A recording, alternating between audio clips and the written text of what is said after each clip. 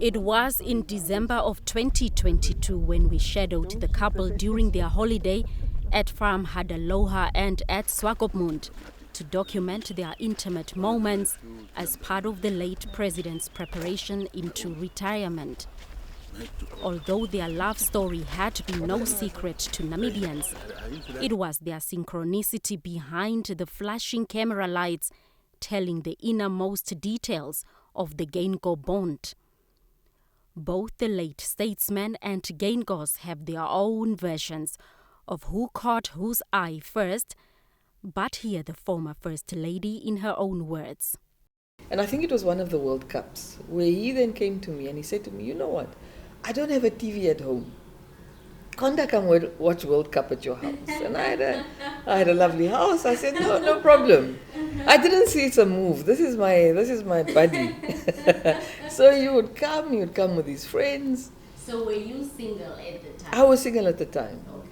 So he'd come with his friends and I would make sure there's food. There was no problem. But after a while I started to notice, after halftime the friends are disappearing. One by one, we always have things to do. Absolutely, people are disappearing.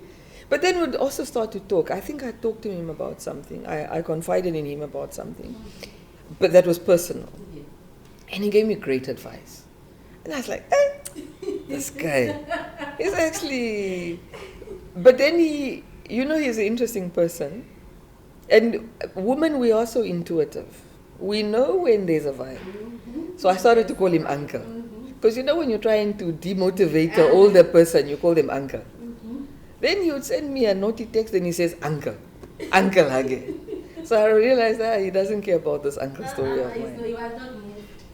And the more we spoke on a personal level, the more I realized, but this man is actually my soulmate.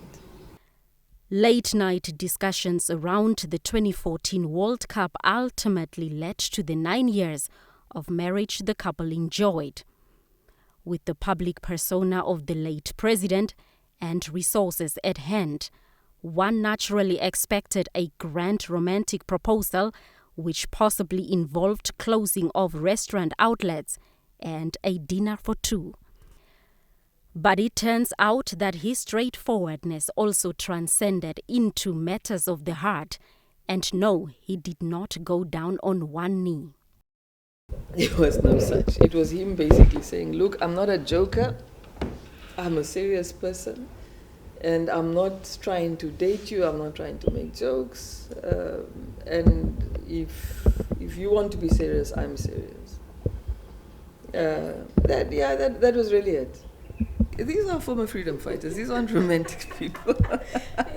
I don't expect it from him. It's not him, but he has a love language. And his love language is really, it's jokes, it's spending time, and making sure I'm okay.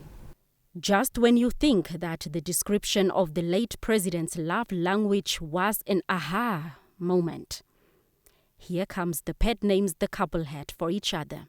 The nickname he uses for me is Maria, and he tries to use it to disincentivize me from calling him Ogus. Because I call him Ogus or Gus, and he hates it. So he says, if I say Ogus, Maria.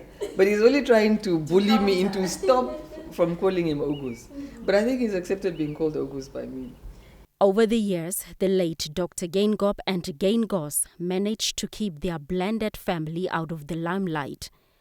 Geingos attributes this to the discipline which her late husband instilled fiercely from the beginning.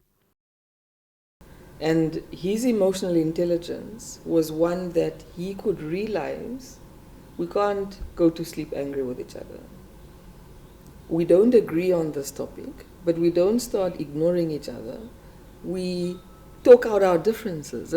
That's the abridged version of the public yet so intimate love story of Geinkora, where they opened up themselves to Namibians to share in their highs and lows over the years. Blanche Kore says NBC News.